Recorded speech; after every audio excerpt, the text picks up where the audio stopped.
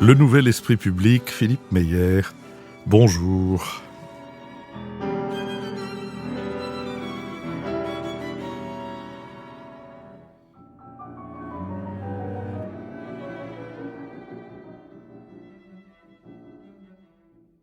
Bonjour, merci de nous avoir rejoints pour ce nouvel esprit public qui n'est possible que grâce à vos contributions dont je vous rappelle que jusqu'au 31 décembre, vous pouvez nous les envoyer et elles seront défiscalisables si vous les envoyez avant le 31 décembre. Elles sont indispensables et nous savons pouvoir compter sur vous.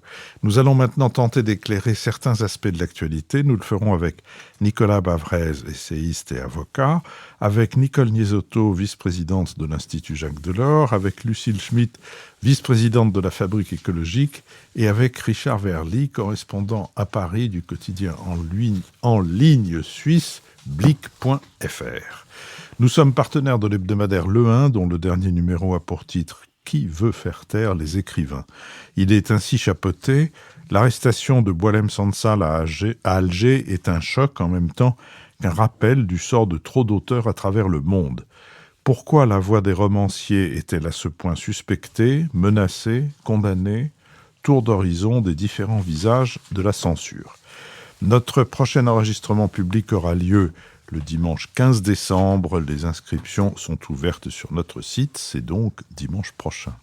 Dans notre série Si c'est pour la culture, on l'a déjà donné, nous mettons mercredi en ligne la deuxième émission d'une série consacrée à Notre-Dame avec l'ancienne directrice du patrimoine, Marie-Vonne de Saint-Pulgent. Il s'agit de l'incendie, de ses conséquences, des controverses et des luttes d'influence autour de la restauration. Mais ensuite, après la parenthèse des vacances, nous parcourrons l'histoire depuis le conflit entre l'évêque de Paris et l'abbé de Saint-Germain-des-Prés, en passant par la manière dont la cathédrale s'est constituée en foyer de pouvoir, de Philippe le Bel à Louis XIV, jusqu'à devenir indissociable de l'histoire politique, militaire, religieuse et littéraire de la France.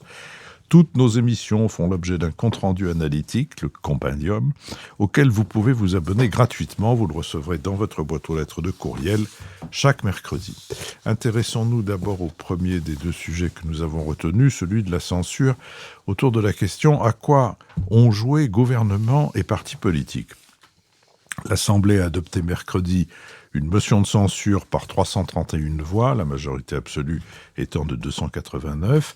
Elle a adopté en réponse au déclenchement de l'article 49.3. Le gouvernement Barnier, le plus éphémère de la Ve République, est tombé moins de 3 mois après sa nomination, une première depuis 1962.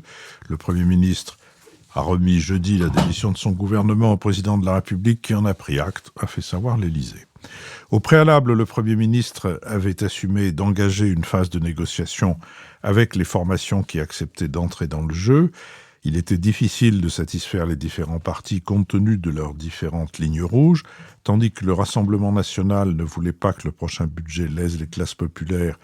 Les Républicains refusaient d'augmenter les impôts, le nouveau Front populaire réclamait des impôts supplémentaires pour les plus riches et pas de nouvelle loi immigration. Les macronistes exigeaient que les allègements de charges accordés aux entreprises ne soient pas remis en cause. Plus Michel Barnier lâchait de concessions pour dissuader les parlementaires de faire tomber son gouvernement, plus ceux-ci en rajoutaient. Pour s'acheter la grâce de Marine Le Pen, il s'est résigné à réduire les prix de l'électricité, à raboter l'aide médicale proposée aux sans-papiers, mais elle a exigé ensuite que les médicaments soient mieux remboursés et que les pensions de retraite soient encore plus revalorisées. Sous la pression, le gouvernement est allé jusqu'à revenir sur la baisse du taux de remboursement des médicaments en 2025, l'une des dernières demandes de Marine Le Pen. Insuffisant tant les exigences du RN semblait s'échelonner à mesure que l'exécutif se montrait prêt à des concessions. La chef de file des députés RN espère s'être adressée en priorité à son électorat, favorable à la chute de l'exécutif, mais elle prend le risque d'abandonner sa posture de parti de gouvernement dans sa conquête de nouveaux électeurs. En censurant, l'extrême droite a pris le risque d'affaiblir sa posture de parti de gouvernement dans une partie de l'opinion, notamment chez les retraités et les catégories supérieures diplômées, inquiets d'une forme d'instabilité. Selon un sondage de l'IFOP publié le 28 novembre, 53% des électeurs souhaitaient que la censure soit votée. La France est désormais sans budget, sans gouvernement et sans majorité à l'Assemblée nationale et dirigée par un président impopulaire. Jeudi soir, Emmanuel Macron a annoncé la nomination prochaine d'un nouveau Premier ministre à la tête d'un gouvernement d'intérêt général, excluant le RN et LFI, et il a assuré qu'il exercerait son mandat jusqu'à son terme constitutionnel. Sur cette question, l'avis et le regard d'un Helvète, Richard Verdi. Écoutez, je reviens d'un assez long séjour aux États-Unis et j'étais persuadé que la crise politique américaine dénouée par l'élection présidentielle ne pouvait pas trouver d'équivalent en Europe. Et je découvre une France qui est quand même finalement beaucoup plus en crise que ne le sont les États-Unis maintenant que les électeurs ont tranché de l'autre côté de l'Atlantique. Alors, cette crise, pour moi, elle se résume à 3 lettres. M. B pour Barnier, B à nouveau pour budget, et 2 M, Macron et majorité. Barnier, d'abord, l'équation Michel Barnier. Je faisais partie de ceux qui pensaient que Michel Barnier pouvait y arriver.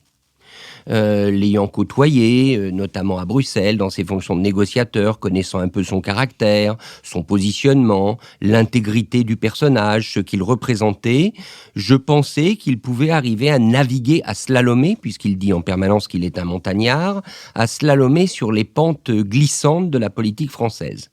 La réalité, c'est qu'il a présumé de ses forces, il a présumé de sa capacité à convaincre, à pacifier le Rassemblement national. C'était sans doute le mauvais choix. Peut-être aurait-il mieux fait d'essayer de pacifier d'autres partis que le Rassemblement national. Et en tout état de cause, Marine Le Pen, dont on connaît aussi les ennuis judiciaires, le calendrier judiciaire avec l'affaire de détournement de fonds publics par l'utilisation d'assistants du Parlement européen, la peine qui a été requise contre elle, le calendrier avec un jugement attendu le 31 mars. Marine Le Pen a donc tranché, et à mon avis, elle a tranché aussi pour éliminer par avance un Michel Barnier qui, s'il avait réussi, pouvait naturellement avancer comme un recours à droite et plaisait sans doute à une partie de l'électorat Rassemblement national, disons l'électorat conservateur traditionnel. Ça, c'est la première lettre pour Barnier. Donc Barnier, c'est fini. Terminé. Peut-être nourrit-il des ambitions présidentielles ultérieures. J'ai trouvé que son discours de mardi soir avait un peu l'accent, il prenait rendez-vous avec les Français. On verra s'il a le moral et l'envie. Le budget maintenant. Le budget, c'est un vrai problème. Emmanuel Macron a annoncé donc une loi spéciale qui permettra de reconduire dans un premier temps les dépenses de 2024. Ce qui est intéressant, c'est qu'il l'a fait comme s'il était Premier ministre. Donc au fond, on a un président qui déjà dicte les prochaines semaines à la place de son chef de gouvernement. Mais en tout état de cause, savoir que la France n'est pas capable politiquement d'adopter un budget dans un contexte d'endettement, de déficit public, c'est problématique. C'est pas problématique parce que la France ne va pas payer ses échéances. C'est problématique parce qu'on voit bien qu'il n'y a pas de consensus politique autour d'une question décisive. Comment on gère ce pays et quel avenir économique on lui donne. On connaît la position de Macron, l'attractivité, la compétitivité. Visiblement, il est tout seul sur ce terrain. Ensuite, les 2 M. Emmanuel Macron, j'aurais dû commencer par là. Parce que si vous interrogez, et je l'ai fait ces derniers jours, beaucoup de gens sur qui a la responsabilité de cette crise, pour eux, c'est Emmanuel Macron. Il est le responsable de cette crise. Alors qu'il a quand même fait, en tant que Suisse, ça ne vous étonnerait pas que je le dise, un geste démocratique. À part la dissolution de l'Assemblée nationale, c'est démocratique, il faut le rappeler, mais clairement, ce n'était sûrement pas le bon geste au bon moment dans le contexte politique français. Donc il est présumé responsable de la crise, mais il ne veut pas endosser la responsabilité. Et il est clair, après son intervention de jeudi, qu'il ne l'endossera pas. Il est hors de question pour lui d'endosser une quelconque responsabilité. C'est au pire une incompréhension. On n'a pas compris ce qu'il voulait faire avec la dissolution. Donc il y a un problème Macron, et on a compris que le problème allait rester pour les 30 prochains mois, puisque c'est la durée qu'il a citée jusqu'à l'expiration de son mandat. Et enfin, dernière chose, le M de majorité, bien majorité, à mon avis, il n'y en a pas. Il y aura peut-être des accommodements de circonstances, le chantage exercé sur les socialistes, parce qu'à mon avis, c'est un chantage sur le thème « vous êtes un parti de gouvernement, vous devez vous montrer raisonnable », Ça durera ce que ça durera. Quelles concessions seront faites pour ça? Mais pour l'instant, je ne vois pas de convergence de vues sur la manière de gouverner ce pays qui est la France dans une situation problématique. Et ça, structurellement, c'est profondément inquiétant. Lucile Schmitt. Oui, je suis en accord avec ce que vient de dire Richard. J'ajouterais plusieurs petites choses. La première, c'est que Michel Barnier, par son style, par la forme, d'une certaine manière, nous a fait regretter le vieux monde politique.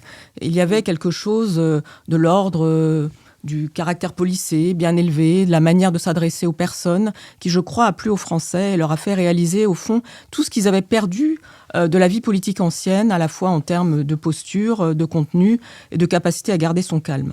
Donc, en ce sens, ce que vient de dire Richard Verly sur la stature présidentielle, c'est intéressant. Je ne sais pas ce que voudrait faire Michel Barnier, mais il y a quelque chose autour du style, de la manière d'être et d'un regret.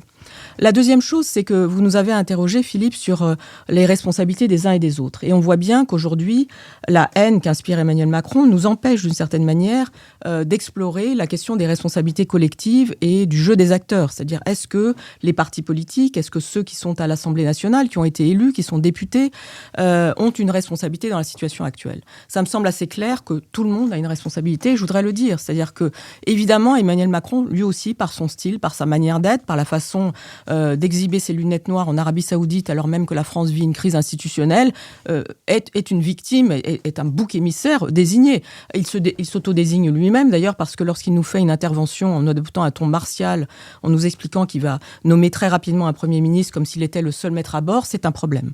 Mais en tout cas, ce qui est très intéressant, c'est que par ailleurs, le jeu des partis politiques à l'Assemblée nationale a été aussi un jeu politique décevant. J'ai toujours entendu dire que la constitution de la Ve République était une constitution plastique qui permettait à la fois un régime parlementaire et un régime présidentiel. On voit bien qu'aujourd'hui, le comportement des acteurs est un comportement qui favorise un régime présidentiel sans issue, d'une certaine façon. Et que du coup, la façon dont le nouveau Front populaire Michel Barnier nous dit a refusé de parler avec lui. Après tout, on n'en sait rien. Mais en tout cas, la façon dont chacun s'est arc-bouté sur ses positions avec l'idée que ce qui s'était passé cet été avait au fond déclenché un réflexe de vengeance ou un réflexe destructeur chez les uns et les autres est un problème. Je pense que Michel Barnier a commis une erreur en mettant en scène les Républicains et Laurent Wauquiez qui ont refusé le Front républicain en juillet et que lorsque Laurent Wauquiez portait des annonces qu'au fond Marine Le Pen avait envie de faire, c'était pas très adroit, mais que par ailleurs, effectivement, il y aurait eu sans doute un choix à faire du côté d'une ouverture à la gauche qui était rendue plus compliquée par le fait que ce front est en fait un front totalement fracturé depuis l'été. Et donc tout ça fait qu'il y a eu une responsabilité collective. Après, la question qui est posée aujourd'hui, c'est aussi de se mettre en perspective. Peut-il y avoir, du côté d'un certain nombre de députés appartenant à différents partis politiques, la possibilité justement d'imaginer ce scénario plus créatif que la presse, que chacun d'entre nous appelle de ses voeux, c'est-à-dire sortir de la bataille rangée. Je rappelle que dans d'autres démocraties, que ce soit notamment en Allemagne, j'allais presque citer la Belgique, mais j'ose pas, en Angleterre. En tout cas, on trouve des manières de travailler ensemble, y compris d'ailleurs quand il n'y a pas tellement de gouvernement, lorsqu'on attend la nomination d'un gouvernement, en travaillant sur les aspects programmatiques. Boris Vallaud, chef du groupe socialiste, a proposé un accord de non-censure. Il y a des manières de dire on va au gouvernement ou pas, on soutient ou pas, on soutient sans y être. Et ça, c'est quelque chose qui, d'une certaine manière, réclame une forme d'acculturation que nous n'avons pas. Nous sommes sceptiques par rapport à la possibilité qu'on puisse, au fond, ne pas censurer tout en étant... pas au gouvernement, par exemple. Et pourtant, c'est une chose qui pourrait être ouverte. Nous sommes également sceptiques sur la possibilité que le nouveau Front populaire puisse réellement prendre un nouveau tour, étant donné l'épée de Damoclès qu'il y a au-dessus des députés lorsqu'il s'agit d'être réélu. Moi, je voudrais insister sur le fait que, par exemple, quelqu'un comme François Bayrou, qui de très longue date prône la proportionnelle, qui est aussi quelque chose qui intéresse Marine Le Pen, qui également intéresse les écologistes, il y a quelque chose sur la remise en mouvement de notre vie institutionnelle qui pourrait éventuellement s'organiser autour de cette question de la proportionnelle. François Bayrou appartient lui aussi au vieux monde politique. En même temps, c'est quelqu'un qui assez fréquemment a accepté d'être minoritaire, y compris, par exemple, en assumant de voter pour François Hollande en 2012, y compris en faisant un pas de deux avec Ségolène Royal en 2007. Donc, il y a quelque chose sur la façon dont on pourrait imaginer un en même temps. Et, par ailleurs, la question, c'est aussi de ne plus se remettre dans la main du Rassemblement national, parce que je voudrais rappeler une chose, c'est que la séquence qui vient de se passer est une manière de mettre en scène Marine Le Pen. Et ça, c'est un immense problème pour notre démocratie. Nicolas Bavrez. La situation de la France est sans précédent depuis 1958. Le fait d'avoir un président en apesanteur complète, totalement délégitimé et qui a perdu le sens de sa mission puisqu'il est normalement le garant des institutions qu'il a entrepris de détruire, absence de majorité, absence de gouvernement, absence de budget. Ce qui est intéressant, c'est de regarder dans cette motion de censure le précédent. Donc, le 4 décembre de cette année, on a eu 331 députés qui ont censuré Michel Barnier. Le 5 octobre 62, on avait eu 280 députés sur 480 à l'époque qui avaient censuré le gouvernement de Georges Pompidou. Mais la suite est intéressante. Qu'est-ce qui s'est passé ? Et c'était à la suite donc de l'annonce par le général de Gaulle de la révision constitutionnelle sur l'élection du président de la République au suffrage universel direct.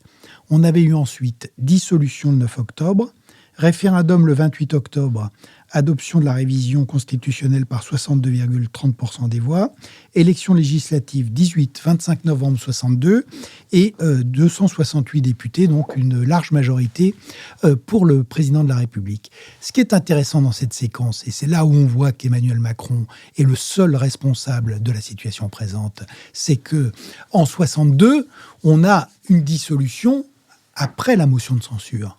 Et là, on voit très bien que la dissolution qui est faite pour dénouer la crise politique est à l'origine de la crise politique cette fois-ci, et qu'il y a une inversion complète de la logique des institutions.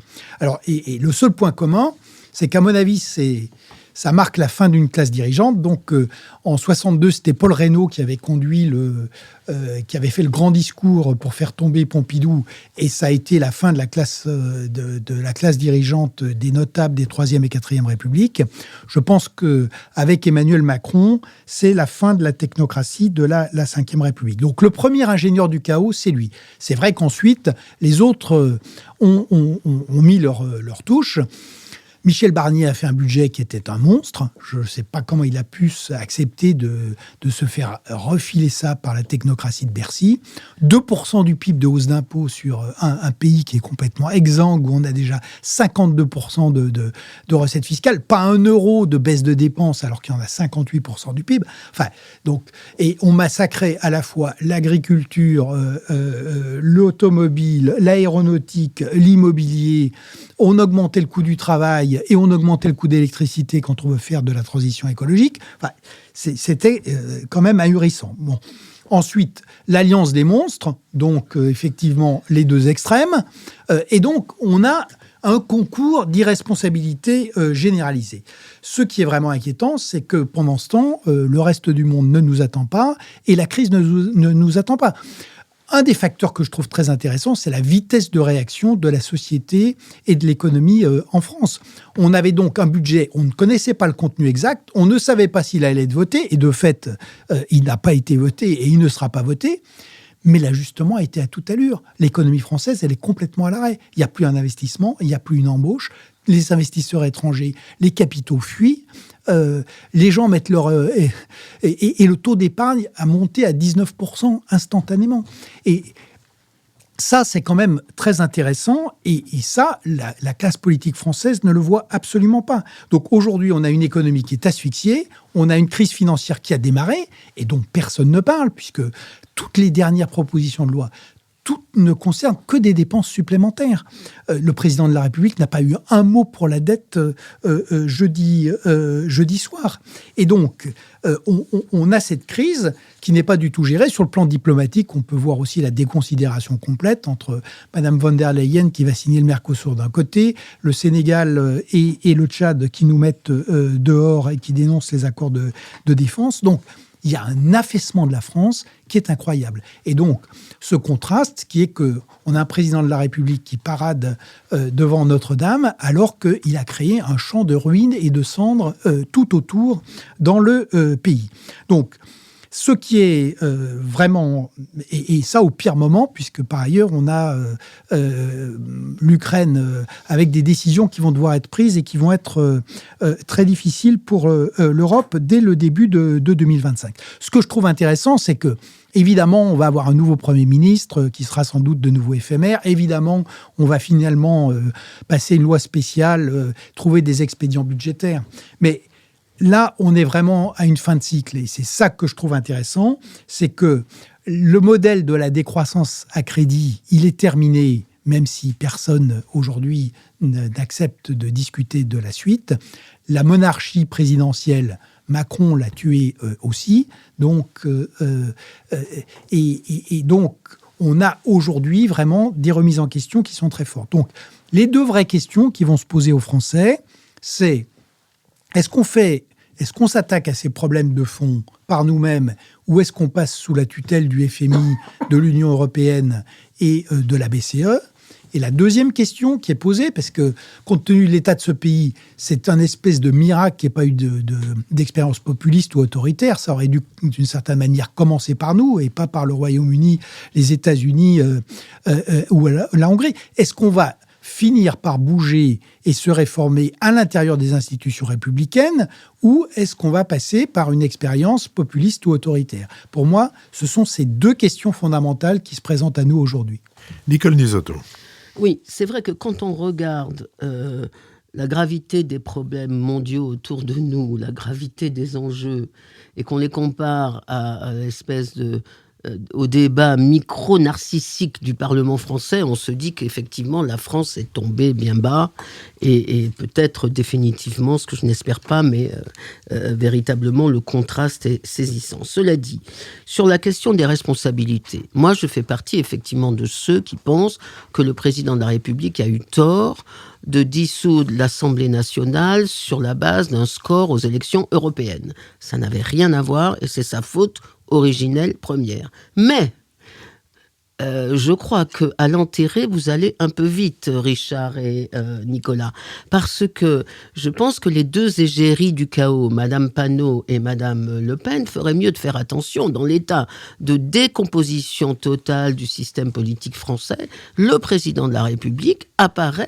et va apparaître de plus en plus comme le seul rempart, le seul pilier de la Ve République, celui qui assure la continuité et la solidité des institutions. Et je pense qu'il peut se refaire une vertu à partir de ce chaos ambiant et je ne crois pas du tout qu'il soit complètement dépassé.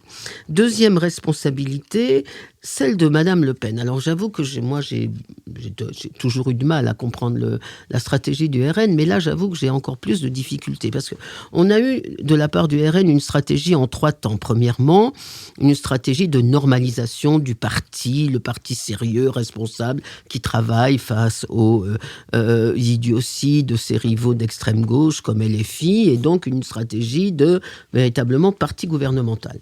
Ensuite, depuis 3 mois, depuis la nomination de Michel Barnier, une stratégie à la fois de chantage sur le Premier ministre, mais de coopération sur le budget, avec des demandes qui ont toutes été acceptées par le Premier ministre. Et puis, troisième volet de la stratégie, le coup de poignard dans le dos, c'est-à-dire un assassinat pur et simple du Premier ministre en votant avec l'autre extrême de l'autre bord la censure du gouvernement Barnier. Et donc, là, effectivement, il y a une difficulté pour moi d'interprétation. Pourquoi agir comme ceci ? La première explication, c'est peut-être que Madame Le Pen sait qu'elle va être condamnée, sait déjà qu'elle sera inéligible et que donc, après moi le déluge, il y a une espèce de vengeance ex-hantée, si je puis dire, et de stratégie du chaos. Je trouve que la formule de Gabriel Attal est excellente. Chasser le naturel, il revient au chaos. C'est une première explication de sa stratégie. La deuxième explication de la stratégie, c'est qu'elle veut apparaître à la fois comme faiseur de roi et défaiseur de roi, donc comme le pivot de la vie politique française, mais ce faisant, elle rentre dans 2 contradictions qui, à mon avis, peuvent lui coûter très cher en termes électoraux. D'une part, le budget n'est pas voté et donc on a les agriculteurs qui sont vraiment dans la panade, avec, comme vous l'avez dit, Nicolas, Madame von der Leyen qui va peut-être en profiter pour faire signer l'accord sur le Mercosur, et des agriculteurs qui, depuis 1 an, manifestent et qui vont se retrouver sans aucune compensation, aucune des compensations qu'on leur avait promis. Or, la base rurale de Marine Le Pen est une base très importante. importantes. Donc, première difficulté pour Madame Le Pen, et deuxième difficulté pour Madame Le Pen, son image. Elle avait réussi à construire une image de parti gouvernemental, elle l'a détruite en un vote, en devenant l'image d'un parti favorable au chaos. Donc moi, je suis plutôt sceptique sur... je ne partage pas l'inquiétude de Nicolas sur le scénario autoritaire qui nous attendrait. Je pense que le président de la République peut profiter de tout ça pour apparaître comme le sauveur d'un chaos qu'il a lui-même créé, ça je suis d'accord, mais comme le protecteur d'un chaos qu'il a lui-même créé. Et je pense que si on arrivait à gouverner ce pays sans les deux extrêmes, on dit la carpe et le lapin, mais moi c'est plutôt la peste et le choléra de LFI et du RN, ce serait une bonne chose finalement. Richard Verly. Alors je ne sais pas si le terme protecteur du chaos est un terme qu'on pourrait envier. Protecteur du chaos, ça veut dire quoi? Ça veut dire qu'en quelque sorte, il va le prolonger, Emmanuel Macron, ou est-ce qu'il a la solution? Moi, ce qui m'inquiète pour réagir à ce que vient de dire Nicole, ce sont deux choses. D'abord, alors peut-être, je l'avoue, je reviens encore une fois des États-Unis où j'ai été dans le bain, disons, trumpiste pendant quelques semaines. Je crois qu'on ne se rend pas encore compte en France de la différence entre le constat et la perception. Le constat, c'est une chose que nous faisons raisonnablement autour d'une table, dans une émission. La perception populaire d'une grande partie de l'électorat, ça n'a rien à voir, parce que vous avez le filtre des réseaux sociaux, vous avez le filtre de l'ambiance du moment. Or, aujourd'hui, je persiste à penser que pour une majorité de Français, ce n'est pas Marine Le Pen la responsable de la crise actuelle. Ils font porter la responsabilité sur Emmanuel Macron. Je ne dis pas que c'est justifié, je dis simplement que la perception, elle est dans ce sens-là, et que de ce point de vue, Marine Le Pen, à mon avis, elle surfe sur cette chose-là, et on verra si elle peut en tirer profit. Mais vous avez raison, Nicole, les raisons de ce qu'elle a fait sont aussi personnelles, sans doute liées à son calendrier judiciaire. Ensuite, par rapport au président de la République, 30 mois, c'est quand même assez long. 30 mois, on peut regarder le calendrier, ça semble pas très long, mais ça va l'être. Et quel projet il a, Emmanuel Macron ? Qu'est-ce qu'il a d'autre à faire que de se protéger ? Non pas d'être le protecteur du chaos, mais d'être le protecteur de lui-même. Quel autre projet hier dans sa déclaration ? Rien, comme l'a très bien dit Nicolas, il n'a même pas parlé de la dette, il ne parle même plus tellement de la France dans le monde, il ne parle plus de l'attractivité et de la compétitivité qui étaient les deux thèmes qu'il a enfourchés et qui, à mon avis, il avait raison de défendre parce que la France en a besoin. Donc, j'allais dire pardon. Autour de cette table, essayons peut-être de répondre à cette question. À quoi sert Emmanuel Macron aujourd'hui ? À quoi sert-il ? C'est la question que beaucoup d'électeurs français se posent. Et quand on commence à se poser cette question sur un président de la République dans un système présidentiel, il y a, à mon avis, un grave problème. Lucille Schmitt. Oui, en rebondissant sur ce que vient de dire Richard Verly, il me semble assez important d'aller sur cette question de régime parlementaire, régime présidentiel. Nicole Niessotto nous dit, au fond, Emmanuel Macron peut récupérer du poil de la bête. Richard nous dit... En fait, Emmanuel Macron ne sert à rien et donc prend une option assez inverse. À mon sens, le sujet, c'est aussi le huis clos parlementaire. C'est-à-dire qu'au fond, ce qui est en train de se passer, c'est un Emmanuel Macron qui a été omniprésent, puis brusquement a disparu, puis qui revient et nous tient un discours martial. Un Parlement saisi de folie, et avec quand même le problème de la dépression du jour d'après, qui est un vrai sujet. C'est-à-dire, est-ce que c'est seulement si les socialistes disent qu'ils vont participer au gouvernement que les choses vont s'arranger ? Je ne crois pas. Et donc, la question qui est devant nous, c'est au fond, comment est-ce qu'on réussit à avoir une vie politique normale dans un pays qui, comme l'a rappelé Nicolas Bavrez, a devant lui des défis qui sont des défis mondiaux, économiques et aussi de rassurer les personnes. Le 19% de taux d'épargne, c'est un truc effrayant. Ça veut dire que c'est déjà comme si c'était la guerre, en fait. Et donc, il y a quelque chose sur l'idée de comment est-ce qu'on fait atterrir la vie politique dans ce pays par rapport aux vrais enjeux. Moi, j'ai le sentiment que c'est à la fois en élargissant le cercle, donc je prendrais une option inverse de l'idée qu'Emmanuel Macron va être un recours. Je pense qu'au contraire, il faudrait se rapprocher de ce qu'est une vie politique normale en France. Et là-dessus, je ne sais pas si notre Helvète nationale aimera ça, mais en tout cas, je pense que la question... Par exemple, de regarder ce qui se fait dans les grandes villes, de regarder ce qui est réussi, de la façon dont ça se passe ailleurs, qu'à l'Assemblée nationale est un vrai sujet. Parce qu'aujourd'hui, on a une vie politique en France qui est une vie politique à deux vitesses. On a une vie politique intéressante dans certains territoires. On a des maires parfois en grande responsabilité et qui arrivent à s'adresser à ceux qui sont les citoyens, à leurs administrés, etc. Et puis, on a une sorte de chaudron, je me répète encore, qui au contraire nous donne le sentiment que c'est les coups de menton, que c'est les coups de théâtre qui sont en fait un mauvais boulevard. Et donc la question, c'est comment est-ce qu'on peut refaire le lien entre le pays réel réel. Pour le coup, la question de la perception et de la réalité, Richard, c'est comment est-ce qu'on refait le lien entre ceux qui sont réellement au travail en politique, et ça existe, je tiens à le dire, il n'y a pas que des députés qui sont en train de voter des motions de censure. Moi qui ai été une élue locale, je pense que cette question de retrouver un lien avec le pays réel est fondamentale, et donc ça pose la question d'un régime plus parlementaire et plus décentralisé. Je vous remercie. Je vous propose que nous passions au deuxième des sujets que nous avons retenu, celui de la Syrie.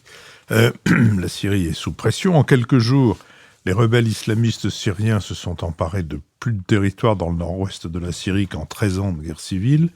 Depuis le 27 novembre, le groupe djihadiste Hayat Tahrir al-Sham et les factions rebelles alliées a mis la main sur Alep, la deuxième ville la plus importante de Syrie. Il a ensuite pris Hama, avec en ligne de mire la capitale, Damas. Même si elles ne sont pas majoritaires, certaines formations de rebelles proches d'Ankara participent à l'offensive d'Alep. Parmi elles, l'armée nationale syrienne, un groupement d'une dizaine de factions sans réelle unité idéologique, mais partageant des sentiments très anti-kurdes et réunis par la Turquie depuis 2017. Alors que l'armée syrienne s'est débandée, le président Bachar al-Assad a promis d'utiliser la force pour éradiquer le terrorisme. Jusqu'à présent, le régime syrien n'a tenu qu'en raison de l'aide de ses trois alliés, l'Iran, le Hezbollah et la Russie. Les djihadistes ont saisi le moment où le camp pro-iranien est affaibli par les coups que lui a portés Israël à Gaza, au Liban et en Syrie. Israël, inquiet de voir le mouvement armé libanais développer, avec l'appui logistique de l'Iran, une plateforme pour faire passer du matériel militaire et des hommes vers ses bastions au Liban, frappe librement ses ennemis en Syrie, mais sans chercher à faire tomber le régime de Bachar. Il lui suffit de pouvoir frapper à sa guise les installations du Hezbollah et de ses alliés en Syrie. La Russie, elle, occupée par sa guerre en Ukraine, n'a plus les mêmes ressources financières et humaines qu'au milieu des années 2010. Elle ne peut guère en consacrer autant au soutien de Bachar al-Assad. Compliquant la donne géopolitique, la rébellion et ses factions à la solde d'Ankara s'est emparée de Tal, une localité sous contrôle kurde, près de la frontière turque. La fulgurante offensive rebelle sur Alep met en lumière l'isolement et les faiblesses du régime de Damas, avec lequel Recep Tayyip Erdogan et son gouvernement cherchent depuis 2 ans en vain à négocier une normalisation diplomatique. Le président syrien a exigé à chaque étape des discussions le retrait des troupes kurdes dans le nord du pays et l'arrêt de la collaboration avec l'opposition syrienne, 2 termes qui ont toujours été non négociables côté turc. Après le redéploiement de troupes russes sur le front ukrainien, le pouvoir turc espère lancer, comme il l'a annoncé à plusieurs reprises, une nouvelle offensive militaire dans le nord de la Syrie contre les forces kurdes. L'un des objectifs d'Ankara est également d'organiser le retour des quelques 3 millions de réfugiés syriens que le pays accueille sur son territoire. En élargissant la zone contrôlée par les rebelles, Ankara espère augmenter ses chances d'accélérer le mouvement. Dans un communiqué conjoint, les États-Unis, la France, l'Allemagne et le Royaume-Uni ont appelé à la désescalade en Syrie. Sur cette question, Nicole Desautos. Oui, je vais commencer par 3 considérations générales pour resituer un peu la question syrienne. Premièrement, on assiste à une recomposition ou une décomposition de tous les équilibres stratégiques régionaux en même temps. En Europe, on voit bien que Poutine veut remettre en cause l'ordre européen post-89. En Afrique, l'éviction de la France et le début d'une nouvelle géopolitique africaine où la Russie et la Chine sont les acteurs prioritaires.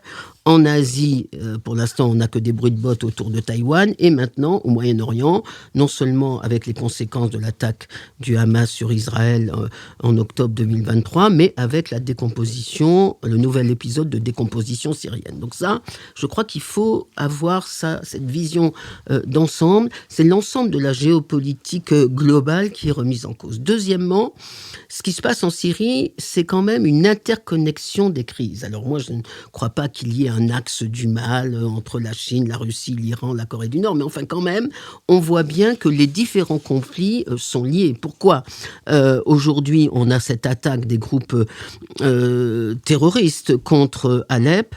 C'est parce que les 2 soutiens historiques du régime de Bachar el-Assad, c'est-à-dire le Hezbollah, l'Iran donc par le Hezbollah et la Russie, sont affaiblis. Le Hezbollah est affaibli au Liban et donc les bases Hezbollah en Syrie sont dépêchées vers le Liban pour consolider la situation, et la Russie est très occupée en Ukraine, donc elle n'a pas le temps de regarder ce qui se passe en Syrie. Et donc on voit bien qu'il y a là une interconnexion des enjeux qui est, à mon sens, extrêmement inquiétante. Troisième considération générale, c'est que quand il n'y a pas de processus politique interne aux régions en conflit, eh bien, il y a une guerre continuelle. Et c'est exactement ce qui se passe en Syrie aujourd'hui. C'est pour ça que la Turquie ne cesse de réclamer une ouverture de négociations politiques avec Bachar el-Assad. Mais Israël devrait se dire exactement la même chose. Tant qu'il n'y a pas de processus politique pour régler la question palestinienne, il y a une guerre perpétuelle. Et ce serait la même chose d'ailleurs pour les Kurdes, et on le voit tous les jours. Et donc, si on replace l'affaire syrienne dans ce contexte à la fois d'interconnexion et de recomposition géopolitique, à ce moment-là, on peut se poser la question de savoir quels sont, d'abord, ce qui se passe, si tant est qu'on a des informations totalement précises, et deuxièmement, quels sont les gagnants? Est-ce qu'il y a déjà des gagnants dans cette affaire? Alors, ce qui se passe, Philippe, vous l'avez très bien décrit, il y a deux groupes terroristes, l'un qui est un succédané d'Al-Qaïda et d'Al-Nusra, qui est un groupe purement djihadiste, mais qui a abandonné l'ambition mondiale pour se concentrer sur la question syrienne et recréer un État islamiste en Syrie, et l'autre, l'armée de libération syrienne, qui est un groupe soutenu par la Turquie. Et ces deux groupes sont partis à la conquête de Alep, ils l'ont gagné d'ailleurs, et ont remis en cause les accords d'Astana, qui étaient des accords signés en 2018 entre la Russie et l'Iran d'un côté, les souteneurs de Bachar el-Assad, et la Turquie de l'autre, qui contrôlait plus ou moins les territoires du Nord où étaient les terroristes. Et ces accords avaient assuré une stabilité depuis 2018. Les groupes terroristes le remettent en cause. Et la question qui se pose, c'est quels sont les gagnants? Est-ce que la Turquie et est-ce qu'Israël sont les gagnants, puisque les deux perdants aujourd'hui sont quand même le Hezbollah, l'Iran et la Russie. Alors sur la Turquie, quelle est la stratégie de Erdogan? Je crois qu'elle est assez simple, parce qu'il explique, ce qui est premièrement empêcher la création d'un État kurde au nord de la Syrie. Bon, et donc, alors que les Kurdes sont les alliés stratégiques des États-Unis, il n'a pas arrêté de bombarder les alliés stratégiques du pays qui le protège dans le cadre de l'OTAN, mais bon, on accepte. Deuxièmement, c'est contrôler le maximum de territoire entre guillemets, sous gestion terroriste, pour pouvoir y placer les 3 millions de réfugiés syriens qu'il a chez lui, et qu'il a, parce que nous, Européens, on lui a demandé de les garder en lui payant 6 milliards d'euros il y a quelques années. Et troisièmement, obtenir une espèce d'accord avec Assad pour le partage politique du pays entre la Syrie et lui-même. Ça, c'est l'objectif d'Erdogan, et je crois qu'il est en train de réussir plus ou moins son pari. Il a en main le destin de la Syrie. Dernier point sur Israël, je pense, contrairement à ce qu'on pense, qu'Israël est en train de perdre sur cette affaire de deux façons. D'une part, ses alliés arabes sont pris par la rue arabe, et donc l'Arabie saoudite devient le plus grand défenseur de l'État palestinien, et on a vu qu'avec Emmanuel Macron, elle va présider une grande conférence à New York sur la création d'un État palestinien. Et d'autre part, vis-à-vis de la Syrie, Israël est en train de perdre l'alliance objective qu'elle avait avec la Turquie. Et donc je pense qu'il faut absolument faire attention aux répercussions de ce conflit syrien sur la sécurité d'Israël. L'avenir de la Palestine, c'est l'Arabie saoudite qui l'a en main, et l'avenir de la Syrie, c'est la Turquie qui l'a en main. Israël est complètement marginalisé dans cette affaire. Nicolas Bavrez. L'attaque, le pogrom géant du 7 octobre a des effets qui sont des effets très, très paradoxaux et très puissants. Donc, le Hamas a gagné politiquement, idéologiquement en Occident. Il a réussi à déclencher une vague mondiale, notamment, non seulement d'antisionisme, mais d'antisémitisme, et très particulièrement en Europe et aux États-Unis. En revanche, il a entraîné une défaite militaire et stratégique majeure à la fois pour les Palestiniens et pour tout ce qu'on appelait le camp de la résistance. Donc l'avancée du HTS, la prise d'Alep, elle est très impressionnante par sa vitesse. Et aujourd'hui, le régime de Bachar el-Assad, je pense que l'armée ne tient plus que Damas, une partie du littoral. Et derrière ce qui se passe aujourd'hui, il y a quand même une vérité, c'est que tout le monde a considéré, et Assad le premier, qu'il avait gagné la guerre. Il l'a affirmé très fortement en 2023. On découvre aujourd'hui qu'en réalité, ça n'est pas vrai du tout. Et que cette guerre civile, qui a commencé quand même en 2011, elle se poursuit. Et que le régime est de nouveau dans une situation quasiment désespérée. Alors, de quoi ça vient ? Ça a été très bien dit. Et c'est pour ça qu'on a quand même une nouvelle donne qui est en train d'émerger. Donc, la Russie, effectivement, elle est dans une situation compliquée en Ukraine, même si elle avance militairement, mais le coup est absolument effroyable. L'Iran, il faut rappeler que l'Iran, maintenant, n'a plus de défense antiaérienne depuis les frappes israéliennes. Et donc, en réalité, le régime sait que militairement, il est dans une position extrêmement compliquée. Et quant au Hezbollah, il vient de subir, donc le Hamas, Gaza est rayé de la carte, et le Hezbollah vient de subir une défaite militaire absolument majeure. Et cette défaite s'est prolongée sur le territoire syrien puisque les Israéliens ont détruit à la fois des usines d'armement et les chaînes logistiques du Hezbollah en Syrie. Donc, ce résultat-là, il est impressionnant. Et ça, c'est quand même un résultat qui est à l'avantage notamment d'Israël. Et quels sont finalement les vainqueurs ? En fait, il y en a 3. Israël, en tout cas d'un point de vue militaire, d'un point de vue stratégique, on verra que ça dépend d'un pays clé qui est l'Arabie Saoudite. Deuxième vainqueur, effectivement, plutôt la Turquie, mais qui rencontre quand même d'énormes problèmes parce qu'il faut rappeler que les réfugiés, au départ, c'est Erdogan qui les a fait venir parce qu'il pensait qu'il aurait une masse politique à sa main. Et ensuite, avec les problèmes économiques, ça s'est retourné maintenant. Alors qu'il les a fait venir, il a racketté l'Europe et maintenant il veut les faire repartir. Et puis le troisième vainqueur, c'est évidemment Trump. C'est quand même... on n'est pas forcé d'aimer Donald Trump, mais il faut reconnaître que ce soit en Ukraine ou au Moyen-Orient, sa simple réélection crée des effets politiques et stratégiques majeurs. Donc aujourd'hui, le problème, c'est qu'avec Trump, en fait, il y a l'axe de reconstruction qui est les accords d'Abraham. Le seul problème, c'est que Netanyahou, visiblement, a pour prochain objectif d'annexer la Cisjordanie. Et ça, c'est quelque chose qui sera toujours inacceptable pour les Saoudiens. Il faut quand même se rappeler que le MBS est le petit-fils d'Ibn Saoud. Et Ibn Saoud, son obsession, et il l'avait dit très clairement dès 1945, il était résolument hostile à la création d'un État juif en Palestine et sur une terre qu'il considère comme une terre arabe. Donc, si Netanyahou, comme il est probable, s'engage dans l'annexion de la Cisjordanie, de fait, cet axe qui est le seul sur lequel on voit la recomposition et sur lequel Erdogan, avec tous ses errements, devrait finir par plus ou moins se greffer, parce que c'est quand même l'Arabie Saoudite qui le finance assez largement aujourd'hui, cet axe est quand même fragilisé par la politique de Netanyahou. Mais en tout cas, ce qui est certain, c'est que le régime syrien, lui, est en très grande difficulté et que cette espèce d'alliance qui avait été faite et que le chiistan, c'est quand même l'autre grande chose sur le Moyen-Orient, le chiistan est en train de s'effondrer. Lucile Schmitt.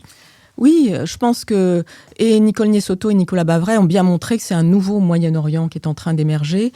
Et je crois que ce qui est intéressant, c'est de se rappeler pourquoi est-ce que les choses ont commencé en 2011. Je nous rappelle collectivement que c'était les printemps arabes et que Bachar el-Assad a choisi de réprimer dans le sang d'une manière extraordinairement cruelle, meurtrière, le soulèvement de son peuple en faveur de plus de démocratie.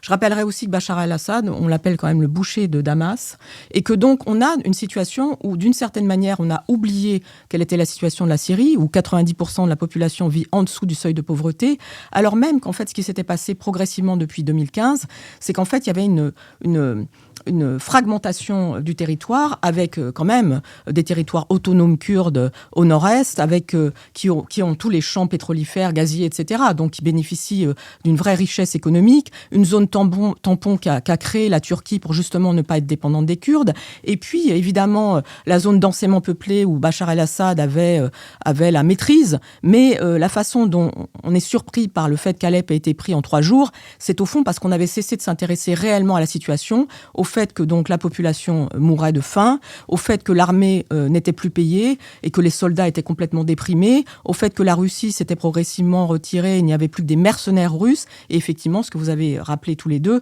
le fait que le Hezbollah, qui considérait au fond la Syrie comme son arrière-cour, a été extrêmement endommagé, affaibli par ce qui s'est passé au Liban.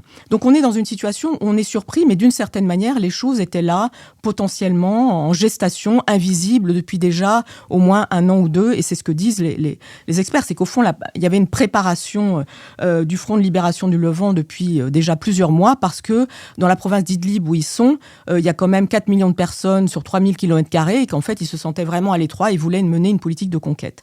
Alors la question qui est posée, au fond, c'est quelle sortie de crise? Et là-dedans, c'est évident que les États-Unis, ça a été rappelé par Nicolas Bavray, Donald Trump n'a certainement pas envie d'intervenir, mais on est dans une situation où s'il n'y a pas une intervention des puissances extérieures, on voit assez mal comment les choses pourraient se passer, puisque, comme vous l'avez rappelé Philippe, Hama est tombé hier, et que donc il y a une progression très rapide, et que en fait les islamistes se rapprochent dangereusement de Damas. Donc on est dans une situation où en fait Bachar el-Assad, qui pourtant avait réintégré la Ligue arabe l'année dernière, et donc on s'imaginait qu'il avait retrouvé un semblant de légitimité institutionnelle, était en fait extrêmement affaibli. Et ce qui doit nous préoccuper, nous Européens, c'est évidemment le sort des Syriens. Bon, il se trouve que moi j'ai fait un merveilleux voyage en Syrie il y a déjà quelques années, que je connais Palmyre, que j'ai vu à Pamé, que j'ai vu à Alep. Et quand je vois le spectacle, je rappelle que la Syrie, c'est le berceau de l'humanité. Et donc, dans cette situation, que nous puissions ainsi nous désintéresser de ce qui se passe pour cette population, c'est quelque chose de dramatique. Encore une fois, les choses ont été déclenchées par les printemps arabes et l'aspiration démocratique. L'aspiration démocratique, elle existe en Syrie. Il faut que nous trouvions un moyen d'installer une sorte de résonance par rapport à ce qui s'y passe. Richard Verly. Oui, beaucoup de choses ont été dites. Alors peut-être apporter quelques éléments complémentaires. D'abord, moi, je ne nommerai pas les groupes armés à l'œuvre aujourd'hui en Syrie groupes terroristes. Il y a des djihadistes parmi eux, effectivement, mais pour l'instant, ces groupes armés ont un objectif militaire désigné, c'est progresser le plus possible et peut-être prendre le pouvoir en Syrie. Je n'ai pas vu, j'ai un article du New York Times sous les yeux, je n'ai pas vu dans leur propagande ces derniers temps de propagande anti-occidentale ou destinée à déstabiliser les pays européens. Alors, bien évidemment, on ne peut pas exclure ça, mais les labellisés groupes terroristes, à mon avis, sont des groupes armés qui sont chacun à la solde, j'allais dire, d'un employeur, en quelque sorte, notamment Erdogan, et qui mènent pour l'instant une politique de reconquête territoriale de la Syrie. On verra jusqu'où ça les mènera. Et je rappelle que ce type de groupe armé, l'Occident peut avoir un intérêt ponctuel, les Européens peuvent avoir un intérêt ponctuel, et c'est le deuxième point, à ce que le régime Assad soit déboulonné. Il faut quand même le dire. Si le régime Assad est déboulonné, ce ne sera pas une mauvaise nouvelle, contrairement à ce que nous expliquent depuis 2011 tous les tenants de ces dictateurs. Finalement, c'est beaucoup plus solide. Non, si Assad est déboulonné, ce sera compliqué, mais vu l'état de déliquescence du régime de Bachar el-Assad, vu le sang qu'il a sur les mains et vu le type d'alliés qu'il a, Nicolas l'a très bien dit, c'est-à-dire l'Iran et la Russie, si Assad devait tomber, je le répète, géopolitiquement pour les Européens et les États-Unis, ce serait une bonne nouvelle, à condition bien sûr ensuite de savoir trouver des solutions de rechange, qui a été le problème en Libye. On l'a bien vu après la chute de Kadhafi dans les conditions qu'on connaît. Et puis, autre élément d'appréciation, moi je vois quand même, et Nicolas a tout à fait raison, alors on va être tenté, il faut bien le dire, ces prochaines semaines, de voir partout l'ombre de Donald Trump. Parce qu'à chaque fois quelque chose va se passer, on va se dire Donald Trump doit avoir quelque chose à voir là-dedans. Mais le fait est que si la zone côtière, qui est le fief de Bachar el-Assad et qui est aussi le fief le plus important pour la Russie à travers le port de Tartous qui donne accès à la Russie, à la Méditerranée. Si cette zone côtière est menacée, voire si elle était prise par les rebelles, ce serait un levier diplomatique extrêmement important dans la négociation sur l'Ukraine.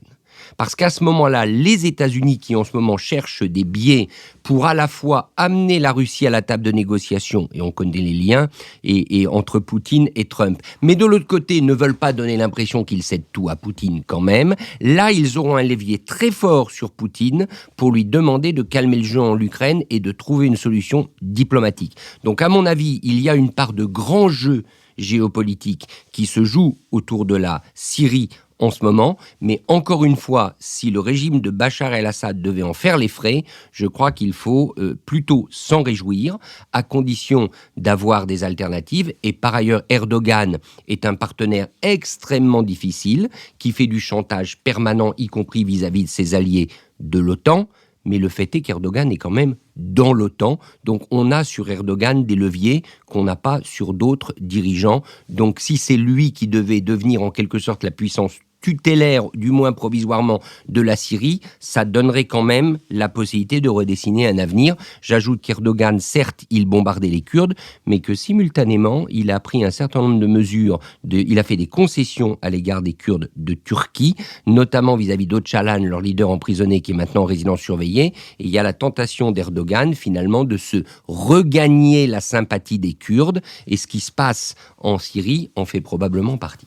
Nicole Niezotto. Oui, moi, je ne crois pas qu'il y a une recomposition possible au Moyen-Orient à partir des axes purement étatiques. C'est-à-dire, plus on oublie les peuples, moins les États auront la capacité de créer de la stabilité. Et c'est pour ça que je ne crois pas du tout, Nicolas, à la possibilité de l'axe Israël-Arabie Saoudite. Les Saoudiens ont pris position pour la création d'un État palestinien, donc ils abandonnent la possibilité des accords d'Abraham avec Israël.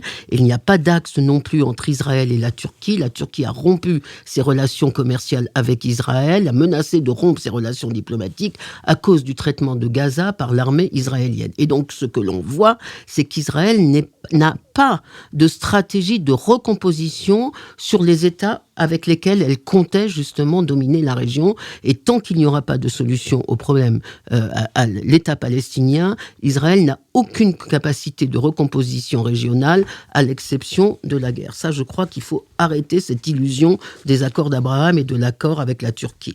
Et deuxièmement, si le régime de Bachar s'effondre, est-ce que c'est une bonne nouvelle pour les Occidentaux ? Je n'en suis pas sûr. Je me souviens quand Milosevic est tombé, des diplomates européens disaient quand une dictature s'effondre, c'est pas la liberté, c'est pas la démocratie qui naît, c'est juste une dictature qui s'effondre. Et on ne sait pas ce qu'il y a à la place. Et donc si on doit choisir entre le régime, et pardonnez-moi, j'espère qu'on n'aura jamais ce choix, mais si il faut choisir entre le régime de Bachar el-Assad ou le régime du djihad à Damas, je ne suis pas sûr que les Européens ont intérêt à la chute de Bachar. Oui, pas sûr non plus que les Syriens voient une très grande différence. Je vous remercie. Nous sommes arrivés à notre dernière séquence, la séquence des brèves, que je vais ouvrir en disant que le précédent film de Ridley Scott, Napoléon, m'avait paru ennuyeux, et en plus son rapport à l'histoire était à peu près celui des élèves du lycée Papillon qui chantaient Vercingétorix né sous Louis-Philippe, battit les Chinois un soir à Roncevaux. Du coup, j'ai hésité à aller voir, j'allais dire Gladiator 2. Eh bien, j'ai surmonter mes hésitations et je m'en réjouis. Je m'en réjouis pourquoi ? Parce que d'abord, les deuxièmes versions en général affaiblissent le souvenir qu'on a de la première. Là, c'est pas du tout le cas. C'est une nouvelle version, c'est une suite avec le fils du héros du film précédent. C'est très bien séquencé, c'est très bien rythmé. Je veux dire par là que tout ce qui peut être effets spéciaux et moments grandioses passe le temps qu'il faut, mais on ne s'attarde pas, ça ne pèse pas. Et puis, c'est bien distribué, mais c'est bien distribué par des gens qui connaissent leur métier, mais qui vous font pas vous lever de votre fauteuil. Sauf Denzel Washington, qui est absolument formidable. Parce qu'il arrive à jouer ce rôle de manière tout à fait rentrée, et comme l'a dit un de mes amis avec qui j'étais allé voir ce film, il arrive à faire quelque chose de shakespearien dans un film qui passe pour être quelque chose de tout ce qu'il y a de plus commercial, éclatant, etc. Donc, je recommande Gladiator 2. Lucille Schmitt. Oui, moi aussi, j'adore Ridley Scott et surtout Blade Runner. Mais là, je vais vous parler d'un roman, un premier roman en fait d'une poétesse qui s'appelle Laure Gauthier et qui a publié aux éditions Corti un roman qui s'appelle Mélusine Reloaded. Alors Reloaded, qu'est-ce que ça veut dire? Donc Mélusine, vous connaissez l'histoire de la fée Mélusine qui est partie d'Écosse et qui est arrivée au Poitou. Et donc Mélusine Reloaded, c'est-à-dire Mélusine au fond du temps présent. Voilà ce que ça veut dire. C'est une sorte de conte philosophique un peu dystopique qui remet Mélusine qui se promène sous les arcanes de notre société et qui, au fond, va se retrouver à la fois comme une fée bienveillante, mais aussi quelqu'un qui va dénoncer ou, en tout cas, nous aider à prendre conscience de cette société des apparences dans laquelle nous vivons. Elle va se promener dans l'ensemble de la France, elle va retourner en Poitou, elle va aller en Normandie et surtout, elle va, par exemple, dénoncer... Moi, il y a un truc qui m'a beaucoup marqué dans ce roman, c'est notre goût de photographier alors que nous ne vivons pas les choses. Il y a un petit moment très métaphorique où, en fait, il y a la sélection des 10 couvertures de livres qu'il faut photographier et non pas lire, évidemment, puisque le contenu n'existe plus. Enfin, je vous recommande ce livre très poétique, cette fée Mélusine, qui à la fois est enchanteresse et qui en même temps est très cruelle pour dénoncer, au fond, comment dirais-je, nos contradictions et les aléas de cette société dans laquelle nous nous trouvons. C'est un roman, évidemment, un peu écologique. Nicolas Bavrez. Je voulais, à la suite du journal Le 1, appeler l'attention sur l'emprisonnement de Boualem Sansal et également le procès de Moscou, si je puis dire, intenté par le régime algérien à Kamel Daoud. C'est vraiment la prise d'otage des écrivains. Ça rappelle la vraie nature de ce régime algérien, qui est une dictature militaire absolument impitoyable, qui utilise tous les pires ressorts et qui est fondée sur la haine de la France. Et ça éclaire bien l'aberration qui a été la complaisance d'Emmanuel Macron vis-à-vis de ce régime et d'une certaine manière, ce qui arrive aujourd'hui à ces écrivains en est la conséquence. Et de manière, alors quelque chose qui est heureusement plus lumineux, important et beau, je voulais rappeler que on va avoir au Théâtre des Champs-Élysées la production du Dialogue des Carmélites par Olivier Py, et que cette alliance de Poulenc et de Bernanos, c'est vraiment sans doute, en tout cas un des sommets de la musique française du XXe siècle. C'est magnifique, et donc c'est une bonne manière de finir l'année. Nicole Nisotto. Alors, une autre bonne manière de finir l'année, c'est de vous procurer le recueil de nouvelles que l'association Les Restos du Cœur publie tous les ans depuis 11 ans, qui s'appelle 13 à table, en demandant à une douzaine d'écrivains français connus et reconnus d'écrire une nouvelle sur le thème de la solidarité. Le livre coûte 6 €, ça fait 5 repas distribués, et je rappelle que les Restos du Cœur distribuent chaque année 16 millions de repas par jour, enfin, en tout, pardon. Nicole, ne vous lancez pas dans les chiffres. Non, c'est vrai, c'est pas mon fort. Chaque fois, alors, je rappelle que ça fait, c'est vrai, mais ça fait 11 ans, que les Restos du Cœur publient cet ouvrage. 50 auteurs ont participé, et cette année, le cru est absolument excellent, avec Sandrine Colette, Raphaël Giordiano, Marie-Hélène Lafont, Marc Lévy, Agnès Martin-Lugan, notamment. Et donc, c'est à la fois un plaisir, et notamment, je recommande la nouvelle de Sandrine Colette, qui vient d'avoir d'ailleurs le Goncourt des lycéens, la nouvelle de Sandrine Colette qui s'appelle Le bateau d'Alice, qui est absolument délicieuse. Et donc voilà, je vous recommande à la fois un plaisir de lecture et une bonne œuvre avant Noël. Richard Verly. Eh bien, je vais me permettre de recommander un livre en anglais qui n'est pas encore traduit, mais j'imagine qu'on en parlera en France lorsque justement Donald Trump sera installé à la Maison-Blanche. C'est le livre de la correspondante du New York Times qui a suivi Trump depuis maintenant une dizaine d'années. Elle s'appelle Maggie Haberman et son livre non encore traduit s'intitule Confidence Man, l'homme qui a confiance, The Making of Donald Trump and the Breaking of America. Donc la fabrique de Donald Trump et la déconstruction de l'Amérique.